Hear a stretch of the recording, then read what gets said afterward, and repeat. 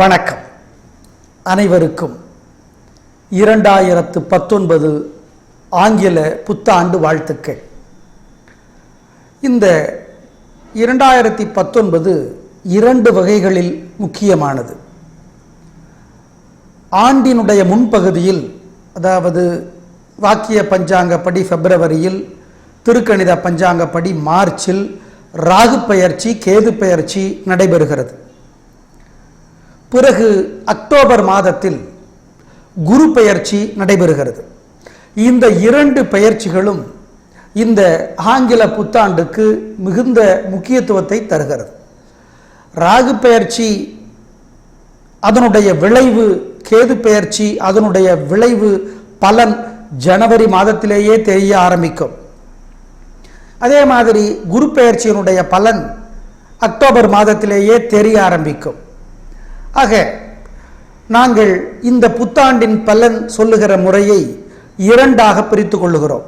ஒவ்வொரு ராசிக்கும் ஜனவரி முதல் செப்டம்பர் வரை எப்படி இருக்கும், அக்டோபரிலிருந்து டிசம்பர் வரை எப்படி இருக்கும்.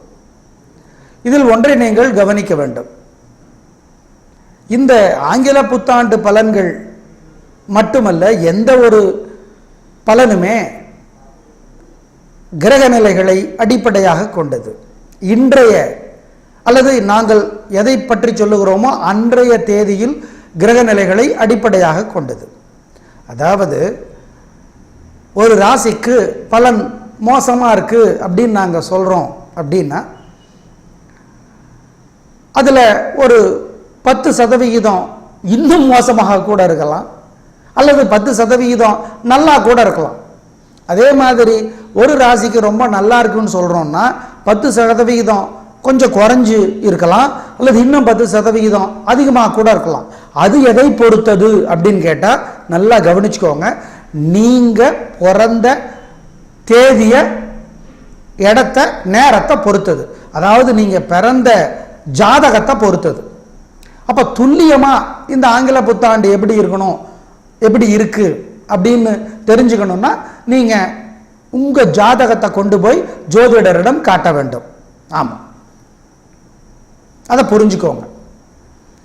அப்புறம் ஒரு குடும்பம்னா ஒருத்தருடைய ஜாதகம் இன்னொருத்தரை 10 முதல் 20% பாதிக்கும். குறிப்பாக மனைவியினுடைய ஜாதகம் கணவரை, கணவரனுடைய ஜாதகம் மனைவியை 20% பாதிக்கும். அதே மாதிரி குழந்தை, பெண் குழந்தையாக இருந்தால் அப்பாவை, ஆண் குழந்தையாக இருந்தால் அம்மாவை 10 முதல் 20% அவங்களோட ஜாதகம், ராசி, நட்சத்திரம் பாதிக்கும். அதையும் புரிஞ்சுக்கோ. எனவே குடும்பம்னா இதனுடைய கூட்டு தொகை தான் நற்பலனா இல்லை இல்லையா, நற்பலன் குறைவா அதிகமாங்கிறத இந்த கூட்டு தொகையை வச்சு தான் முடிவு பண்ணணும். நீங்கள் அதை புரிஞ்சுக்கோங்க. எனவே கோச்சார பலன், யார் சொல்லுகிற ராசி பலனுமே 2019 கோச்சார பலன், அதாவது கிரக நிலைகள் எப்படி இருக்கு, உங்க ராசிக்கு எப்படி இருக்குன்னு சொல்ல போறோம். துல்லியமா சொல்லணும் அப்படின்னா, உங்களுக்கு தெரியணும்னா நீங்க உங்களுடைய ஜோசியரை தான் கேட்டுக்கணும். உங்க ஜாதகத்தை காட்டி கேட்கணும். அதை புரிஞ்சுக்கோங்க. நாங்கள் கடந்த 20 வருடமாக இந்த துறையிலே இருந்து கொண்டிருக்கிறோம். எங்களுடைய பலம் அல்லது பலவீனம் வெளிப்படையாக நல்லா இல்லைன்னா நல்லால தான். பரிகாரம்ங்கிறது என்ன? கோயிலுக்கு போகிறது, நெய் தீபம் ஏற்றுறது, எண்ணெய் தீபம் ஏற்றுறது, சாமி கும்பிடுறது, பிரார்த்தனை பண்ணிக்கிறது, ஏழை எளியவங்களுக்கு காசு பணம் கொடுக்கறது, அன்னதானம் பண்ணுறது, இதுதான் பரிகாரம். இதை பண்ணுறதுனால ஒன்று கஷ்டம் தீரும், அல்லது கஷ்டம் குறையும், அல்லது அந்த கஷ்டத்தை ஏற்றுக்கிட்டு அந்த கஷ்டத்தை நிம்மதியோடு அனுபவிக்கிற மனப்பக்குவம் கிடைக்கும். நல்லா புரிஞ்சுக்கோங்க. பரிகாரம் பண்ணுறதுனால என்ன வரும்? கஷ்டம் குறையுமா? குறையலாம். கஷ்டம் தீருமா? தீரலாம். அல்லது கஷ்டம் வரும், ஆனால் அந்த கஷ்டத்தை அனுபவிக்கிற பொழுது புலம்பாம, அழுது, நிலை குலைஞ்சு நிற்காம தைரியமாக அந்த கஷ்டத்தை அனுபவிக்கிற, எதிர்கொள்ளுகிற, எதிர்த்து போரிடுகிற தைரிய மனப்பான்மை பரிகாரத்தால் வரும். அவ்வளோதான். இதுதான் நடக்கும். இதில் எது வேணால் நடக்கலாம். அது உங்களோட பிறந்த ஜாதகத்தை பொறுத்தது. அதை புரிஞ்சுக்கோங்க. இப்போ உதாரணமாக குரு பகவான் உங்கள் பிறந்த ஜாதகத்தில் ரொம்ப உதவியாக நல்ல இடத்துல இருக்காருன்னா மோசமான குரு பெயர்ச்சி கூட உங்களுக்கு அவ்வளவு மோசமான பலனை தராது, ஓரளவு தான் கெட்டது செய்யும். இப்போ ராகு கேது இதில் ஒருத்தர், ரெண்டு பேரும் ஒருத்தரோட ஜாதகத்தில் நல்லது சேர்ந்து செய்ய மாட்டாங்க. இதில் ஒருத்தர் உங்களுக்கு பிறந்த நேரத்தில் உங்கள் பிறந்த ஜாதகத்தில் நல்லது செய்கிற மாதிரி இருக்காரா, வலுவாக இருக்காரா, அப்போது அவர்னால கெட்டது குறைவாக தான் இருக்கும். கெட்ட கோச்சார நிலையில் கூட, அதாவது கெட்ட கிரக நிலையில் கூட இன்றைய தேதிக்கு அதை புரிஞ்சுக்கோங்க. சரிங்க, எப்படி இருக்க போகிறது இந்த ஆங்கில புத்தாண்டு என்பதை வெளிப்படையாக சொல்ல இருக்கிறோம். வெளிப்படைத்தன்மை தான் எங்களுடைய பலவீனம், பலம் இரண்டும். எனவே சில ராசிகளுக்கு சரியில்லை என்று சொன்னால் எங்கள் மீது கோபித்துக் கொள்ள வேண்டாம். சரியாக இருக்கிறது என்று சொன்னால் ஆணவப்பட்டு கர்வத்தோடு அலட்சியமாக இருந்துவிடவும் வேண்டாம். எப்படி இருந்தாலும் பரிகாரங்கள் உங்களை பாதுகாக்கும். இப்பொழுது பார்க்கலாம் புத்தாண்டு, ஆங்கில புத்தாண்டு 2019 ராசி பலன். கும்பராசிக்கார நேயர்களே, நன்மைகள் தொடர்கின்றன. அதான் சனி பகவானுடைய உதவி உங்களுக்கு நிறைய கிடைத்து கொண்டிருக்கின்றன. வியாபாரம், வர்த்தகம், கலைத்துறை, அரசியல், உடல்நலம், ஆரோக்கியம், கல்வி, விவசாயம் எல்லாவற்றிலும் முன்னேற்றம் தொடர்கிறது. ஆனால் அந்த முன்னேற்றம் அவ்வளவு எளிதாக கிடைக்காத மாதிரி இந்த வருடம் முழுக்க ஏகப்பட்ட தடங்கல்கள் வரும். அதிர்ஷ்டம் குறையும். குழந்தைகளால் உங்களுக்கும் உங்களால் குழந்தைகளுக்கும் பிரச்சனை வரும். ஏன்? 5ஆம் இடத்துக்கு வந்திருக்கார் ராகு. 11ஆம் இடத்திற்கு கேது பகவான் வந்துடுறார். நாங்கள் மறுக்கலை, கடைசியில் ஜெயிச்சிருவீங்க. ஆனால் அதிர்ஷ்டம் குறையுது. போன வருடம் அதிர்ஷ்டம் அதிகமாக இருந்துச்சு, இந்த வருடம் அப்படி இல்லை. அதனால் ஒவ்வொரு சனிக்கிழமையிலையும் சிரமம் பார்க்காம ஆஞ்சநேயர் கோயிலில் எரியிற தீபத்தில் நெய் சேர்த்துங்க. எள் உருண்டை, எள் சாதம் வாங்கி ஏழைகளுக்கு கொடுங்க. கொஞ்சம் நிறையவே கொடுக்கலாம். ஒவ்வொரு மாதமும் ஒரு மாதம் மன்னார்குடி அருகிலே இருக்கிற திருக்கொள்ளிக்காடு அக்னீஸ்வரர் கோயில், அடுத்த மாதம் பாடி சிவன் கோயில், அதுக்கு அடுத்த மாதம் நாமக்கல் நரசிம்மர் கோயில், அதுக்கு அடுத்த மாதம் திருச்செங்கோடு மலைக்கோயில். இப்படி சென்று வாருங்கள். ஏன்? 5ஆம் இடத்தில் இருக்கிற ராகு இந்த வருடம் முழுக்க உங்களை பல சிரமங்கள் படுத்துவார். எனவே ரொம்ப கவனம். சனியும் உதவியாக இருக்கிறார், கேதுவும் உதவியாக இருக்கிறார் இந்த வருடம் முழுக்க. நாங்கள் மறுக்கல, கடைசியில் வெற்றி உங்களுக்கு தான், நாங்கள் இல்லைன்னு சொல்லலை. ஆனால் குருவினுடைய உதவி இந்த வருடத்தினுடைய முக்கா பகுதிக்கு இல்லை. அதனால் வியாபாரத்தில், தொழிலில், உத்தியோகத்தில், குடும்பத்தில் தேவையற்ற குழப்பங்கள், தடுமாற்றம், வம்பு வழக்கு வரும் போகும். நிம்மதியை குறைக்கும், நாங்கள் இல்லைன்னு சொல்லலை. வருமானத்தில் சிக்கல் வரும், கடைசியில் ஜெயிப்பீங்க.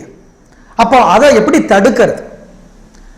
குரு பகவானுடைய கருணையை பெறுவதற்கு ஒவ்வொரு வியாழக்கிழமையும் ஏழைகளுக்கு ஸ்வீட் வாங்கி கொடுங்க, சுண்டலை வேக வச்சு கொடுங்க, கோயிலில் போய் எரியிற தீபத்தில் நெய் சேர்த்தி பிரார்த்தனை பண்ணுங்க.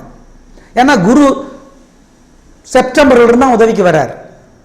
கடைசி 4 மாதம் குரு பகவானுடைய உதவி உங்களுக்கு நிறையவே இருக்கும், நாங்கள் இல்லைன்னு சொல்லலை. 3 பெரும் கிரகங்கள் செப்டம்பர் மாதத்திலிருந்து உங்களுக்கு ரொம்ப உதவியா, சனி, கேது, குரு, இந்த 3 பேரும். ஆனால் 5ஆம் இடத்துல ராகு இருப்பதனாலே நீங்கள் ரொம்ப ரொம்ப கவனமாக இருக்கும். அதுதான் அவர் ரொம்ப சிரமப்படுத்துவார். எனவே அது குறித்து மட்டும் கொஞ்சம் ஜாக்கிரதையாக இருந்து கொண்டால் இந்த ஆங்கில புத்தாண்டு உங்களுக்கு ரொம்பவே நல்லா இருக்கும். மொத்தத்தில் இந்த ஆங்கில புத்தாண்டு உங்களுக்கு ஜனவரியிலிருந்து ஆகஸ்ட் வரை 70 மதிப்பெண்களை வழங்குகிறது. செப்டம்பர் முதல் டிசம்பர் வரை உங்களுக்கு இந்த ஆங்கில புத்தாண்டு 80 மதிப்பெண்களை வழங்குகிறது என்பதில் எந்த விதமான சந்தேகமும் வேண்டாம். ரொம்ப ரொம்ப நல்லா இருக்கு. உங்களுக்கு நன்மைகள் சென்ற ஆண்டே ரொம்ப நல்லா தான் இருந்துச்சு, இப்பொழுது அது தொடர்கிறது. எனவே பிரமாதம். உங்களுடைய பலம், நிதானம், மன உறுதி, தைரியம் இதெல்லாம் ஜெயிக்கும். எல்லா நட்சத்திரக்காரர்களுக்கும் சதயமா, அவிட்டமா அல்லது பூரட்டாதியா, ஒரே ஒரு முக்கியமான விஷயம், நீங்க குடியிருக்கிற வீட்டை ஜோசியர்கிட்ட கூட்டிட்டு வந்து ஒரு ஆலோசனை வாங்கிக்கோங்க. வீட்டோட அமைப்பு அவர்கிட்ட காட்டி ஒரு ஆலோசனை வாங்கிக்கிறது ரொம்ப ரொம்ப முக்கியம். ஆமா, அதுல ரொம்ப கவனம். அது ரொம்ப முக்கியம். ஏன்னா 5ஆம் இடத்துல இருக்கிற ராகு பகவான் நிறைய தொல்லைகளை தருவார். எனவே இந்த ஆலோசனை வாங்கிக்கிறது பல வகைகளில் உங்களுக்கு நல்லது. மொத்தத்தில் உங்களுக்கு நன்மைகள் தொடர்கின்றன. நேயர்களே, வெளிப்படையாக இந்த 2019 ஆங்கில புத்தாண்டு பலன்களை சொல்லியிருக்கிறோம். துல்லியமாக உங்களுக்கு வேண்டுமென்றால் உங்களுடைய பிறந்த ஜாதகத்தை கொண்டு போய் ஜோதிடரிடம் கொடுத்து கேட்க வேண்டியதுதான் ஒரே வழி. பிறகு ஒரு ராசிக்கு நல்லா இருக்குது, இன்னொரு ராசிக்கு நல்லா இல்லை அப்படிங்கிறப்ப குடும்பங்கிறப்ப இது அதை பாதிக்கும், அது இதை பாதிக்கும். நாங்கள் ஒவ்வொரு ராசிக்கும் மார்க் போட்டிருக்கோம். அதை கூட்டி ஒரு ஐடியா டெவலப் பண்ணிக்கிறது நல்லது உங்களுக்கு. பிறகு கோயில்களுக்கு செல்வது தான் பரிகாரம். நெய் தீபம் ஏற்றுவது தான் பரிகாரம். தண்ணியை ஊற்ற சொல்ல முடியும், நெய் தான் எண்ணெய் தான். எனவே அதுதான் பரிகாரம். அதை செய்யுங்க. ஏழைகளுக்கு பொருளுதவி செய்யுங்க, காசு பணம் கொடுங்க.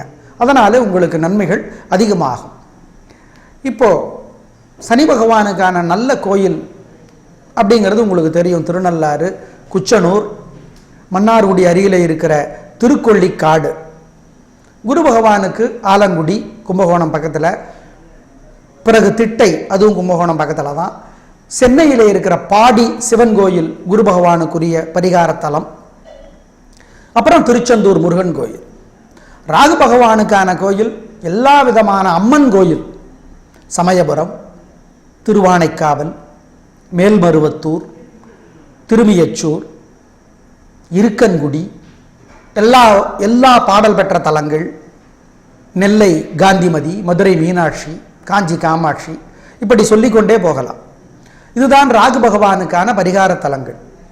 ராகு பகவானுக்கு நல்ல ஒரு பரிகாரம் என்னன்னா, ராகு கால நேரத்தில் வீட்டில் யாராவது இருந்தாங்கன்னா அவங்கள அந்த 1.5 மணி நேரம் தீபம் எரியிற மாதிரி பார்த்துக்க சொல்லுங்க. நெய் வசதிப்பட்டால் நெய், இல்லாட்டி எண்ணெய்.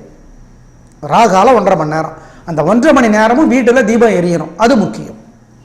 கேது பகவானுக்கான பரிகார தலங்கள் காளகஸ்தி, மயிலாடுதுறை அருகில் இருக்கிற கீழப்பெரும்பள்ளம், எல்லா முருகன் கோயிலுமே கேது பகவானுக்கான பரிகார தலங்கள். விநாயக பெருமான் கோயில், உச்சி பிள்ளையார் திருச்சி, பிறகு கற்பக விநாயகர் பிள்ளையார்பட்டி, சென்னைக்கு அருகிலே காளகஸ்திக்கு அருகிலே காணிப்பாக்கம் விநாயக பெருமான், திருப்புரம்பியம் விநாயகர் கும்பகோணத்துக்கு அருகிலே, திருவலஞ்சுழி விநாயகர் கும்பகோணத்துக்கு அருகிலே. இப்படி விநாயக பெருமான், சேலம் ராஜகணபதி விநாயக பெருமான், கோவை ஈச்சனாரி, கோவை புலிகுளம், புளியகுளம், இதெல்லாம் விநாயக பெருமானுக்கான பரிகார தலங்கள். அதாவது கேது பகவானுடைய தோஷம் குறையும்.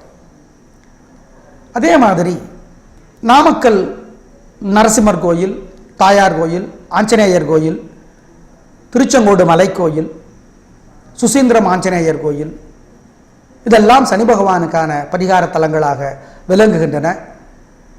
ராகுக்கான பரிகார தலங்களும் இவை என்று பல சாஸ்திரங்கள் சொல்லுகின்றன. இவைகளுக்கெல்லாம் அடிக்கடி வந்து வழிபாடு செய்வது ரொம்ப ரொம்ப முக்கியம். எல்லா ராசிக்காரர்களுமே குடியிருக்கிற வீட்டை ஜோசியரை கூட்டு வந்து ஒரு ஆலோசனை வாங்கிக்கிறது நல்லது. மொத்தத்தில் வழிபாடு தான், ஏழை எளியவர்களுக்கு உதவி செய்வது தான் இந்த பிரச்சனைகளை, கஷ்டங்களை தீர்ப்பதற்கான எளிய வழி. நாங்களும் நவகிரகங்களை பிரார்த்திக் கொள்ளுகிறோம். இந்த 2019 எல்லோருக்கும் நலம் பெற, உயர்வு தர நாங்களும் நவகிரகங்களை அருள் கூர்ந்து வேண்டிக் கொள்கிறோம். நன்றி, வணக்கம்.